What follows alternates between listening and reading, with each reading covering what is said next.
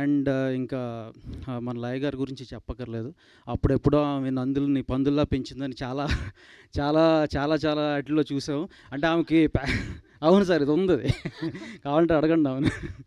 So even అంటే work towards passion ఎలా ఉంటుందంటే వర్క్ మీద యూఎస్లో ఉన్నా కూడా ఆమె వాళ్ళ ఫ్రెండ్స్తో కలిసి రీల్స్ చేస్తూ ఉండేవారు, ఆయన ఫాలో అవుతూ ఉండేవాడిని కూడా. So but yeah, anyway very happy that she's back and her second innings I'm hoping that it will become a great blockbuster for her. As it is ఈ సినిమా కూడా అలాగే block buster అవ్వాలని కోరుకుంటున్నాను. Thank you. Vamsi గారు, మీరు చెప్పిన సామెత మాకు కానీ బనీవాస్ గారికి కానీ అర్థం కాలేదా? నందుల్ని పందుల్లాగా పెంచింది అప్పట్లో అని అనేవారు. అంటే అన్ని నంది అవార్డ్స్ వచ్చినాయి ఆమెకు అనేది, అది చెప్పాను అంతే. కాదు, ఇంతకుముందు ఇండస్ట్రీలో స్పీచెస్ అంటే ఒకరిద్దరు పేర్లు వచ్చేవి. ఇప్పుడు ఆ స్పీచెస్ లిస్ట్లో మీరు కూడా జాయిన్ అవుతున్నారనమాట. ఇంకా అదేం లేదు, ఈ రోజుకి చాలా